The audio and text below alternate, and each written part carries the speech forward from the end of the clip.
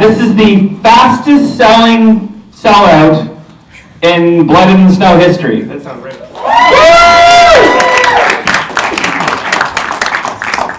So, congratulations to the White team. We're big supporters of Black Fawn, and we're really happy to have them back here again. Chad Archibald has been so busy on his films the last couple of years, he wasn't able to make it properly for the last couple. We showed a Jack that he co-directed last year. He's produced quite a few films that play Blood in the Snow, and he got married this weekend. Well, he had his wedding reception party kind of. Congratulations to him. And so luckily we're able to work it out so that we're doing closing night. So he just came flying in just now. So we're going to have the whole cast and crew here for the Q&A after. So we're really excited about that. Some logistics out of the way. I want to thank our sponsors, Anchor Bay Canada, Fangoria Magazine, and Suspect Video.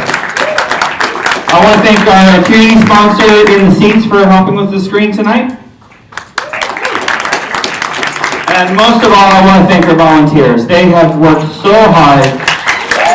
Really nice to know.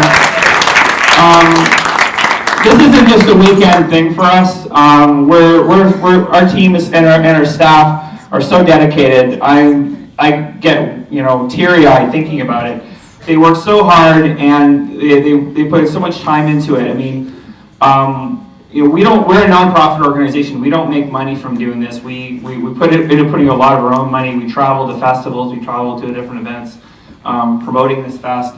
And I just have the absolute best team in the world. They're just in here just killing it every night for this kind of stuff too. And when I keep getting feedback about how well run this festival is, it's thanks to them. So I want to say that to them right now. The other thing I wanted to mention, you'll see a trailer here. I said I was going to make this is a little personal thing, but it does relate to Blood and Snow. I was going to announce my new project this weekend. We have a new TV show that's going to air on Bell On Demand in the new year. You might have saw in the program, and maybe you saw in the trailer of this weekend. It's called Bits TV. So we have a TV show based on the film festival now. We actually just saw it season 1 right here, actually, this front row. We've interviewed six filmmakers, including the producer of this film, Chris Drew. So it's going to be in season 1, and that you'll see the trailer for that in a minute. And that's right. So I'm really proud about that because it really is taking it to the next level. We're doing all this great exposure. It's great to have all you people here, but also now we can nationally we can help promote emerging Canadian talent. So I'm really happy about that.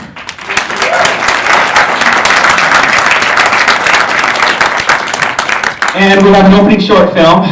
Brett Kelly, are you up there? Yeah, come on up here.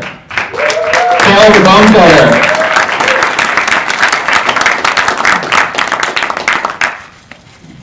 We've been following Brett's career for a while now. We're really happy we're able to find a place for stuff this year. And welcome to the alumni. Well, thank you. We give this bloody button to all the directing filmmakers that play Blood in the Snow. Do you have a few words you want to talk about? If you don't mind, sure. Hi everybody, I'm Brett. I've been in this Canadian film biz for a while. I've made a ton of feature films that have been distributed internationally, but somehow a lot of them don't get distributed in Canada initially. So I'm grateful to Blood in the Snow for giving me a chance to have a homegrown audience, because I really love that. I mean, the films have been all over the world, but I don't get to go there, but I get to come here, and I'm super stoked. The Bonesetter is the second feature I ever made in 2001 or something, and this short that you're about to see is kind of we're trying to update it, and we're trying to make it well, because in 2001 I was young and inexperienced, and now I want to make a Bonesetter feature that will just knock everyone's socks off and scare the poop out of everybody. So this is a short that is kind of a proof of concept short, so I hope you guys enjoy it, and thanks very much to Kelly and his entire staff for having us.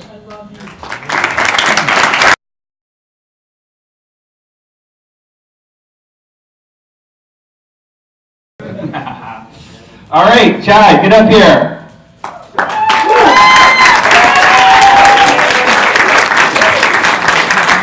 Bring up your Cast and crew, would you like to come up? I get to finally give you your bloody button in person at the screening, and yay! Congratulations. Cast and crew, get up here. Yeah. I don't even know who's here. Yeah.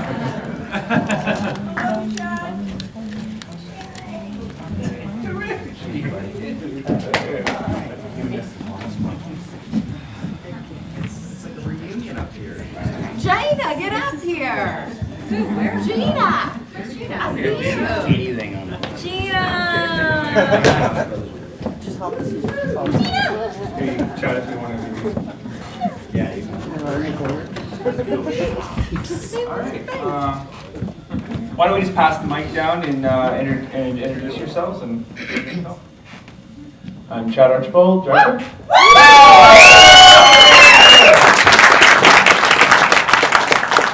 Barry Burnberg.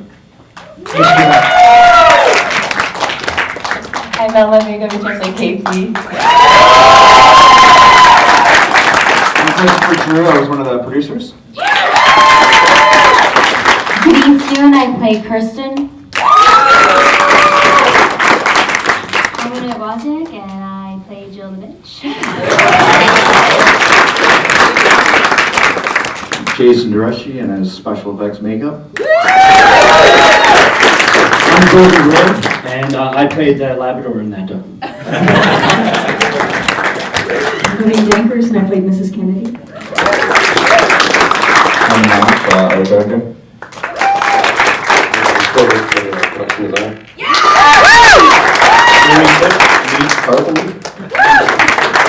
Gina, assistant director. Jerry Keel, lead actor.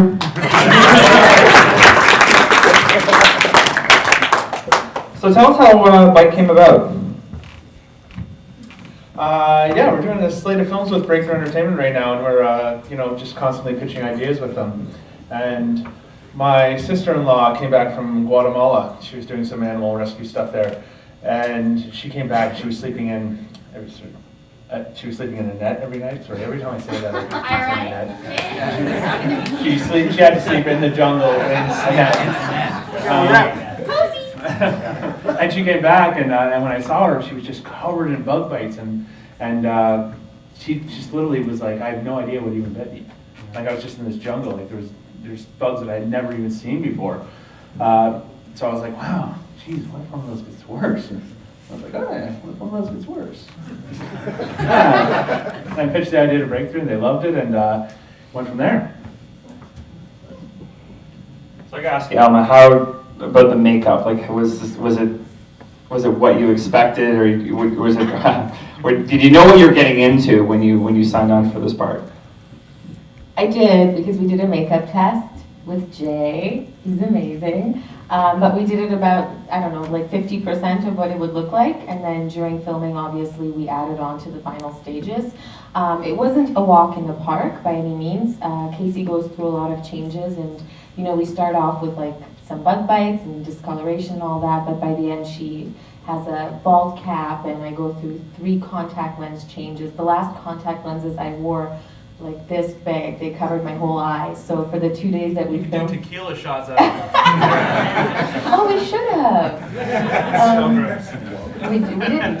And so when I had those on, I was like, I couldn't see. So for the 2 days that we filmed those full scenes, I like always needed somebody to help me around the set, and somebody always did. But I knew what I was in for, but it was a lot of work, and a lot of creativity went into making me look really gross. Chris, obviously with this big slate of films, what was unique about this film? What was the big challenge on this film that was different than the other batch of films that you've all been working on? Well, with each film, it's a unique challenge for every film. This film we shot on location. We built a set. These 3 amazing people at the end built the set. I'm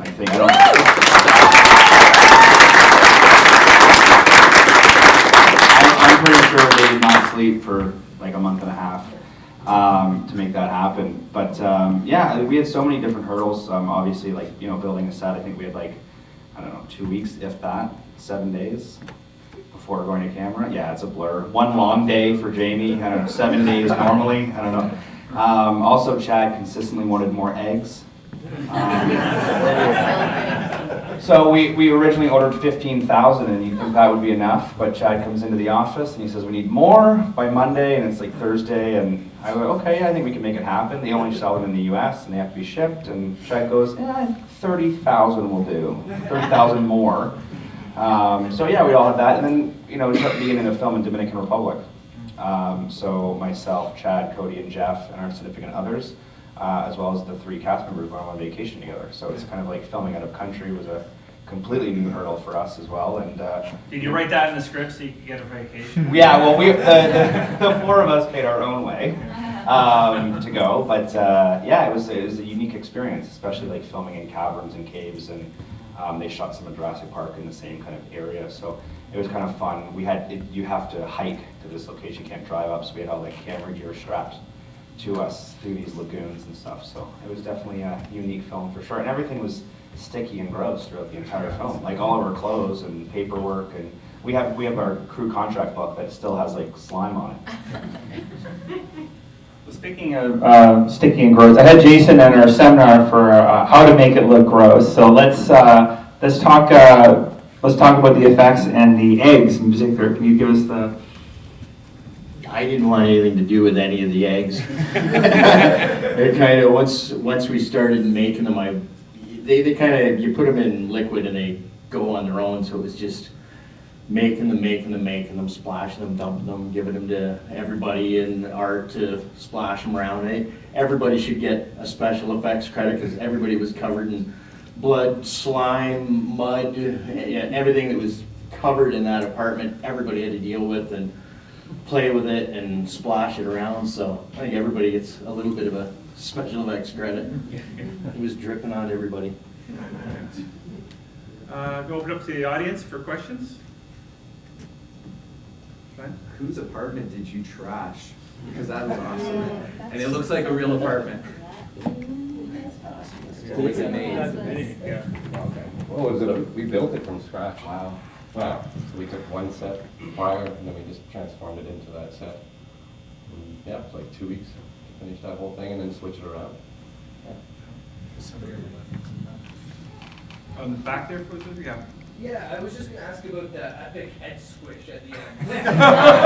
It's so brutal, and like a really fun movie overall. And that head squish was just so brutally effective. How did you do that? It's like, I guess it's for Jason and Chad. How did you do that one?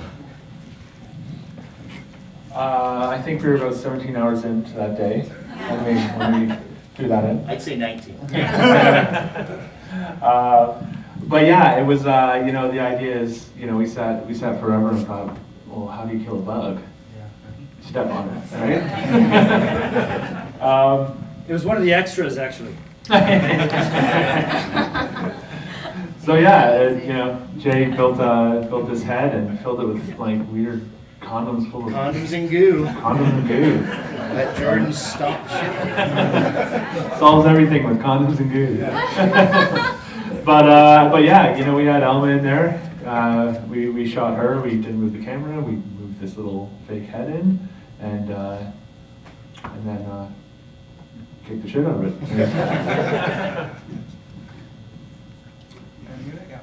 This is another question for Vince. Hey, did you build 2 different sets, like for her apartment and his apartment, and then the hallway?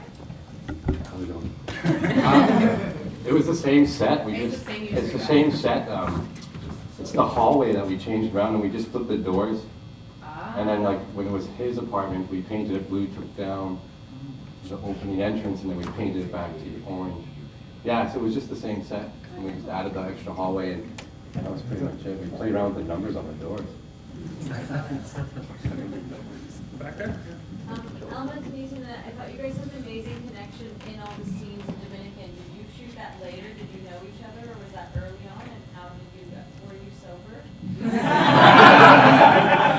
I haven't been sober since like 2000. Just kidding. I'm kidding. Sure. Is this there?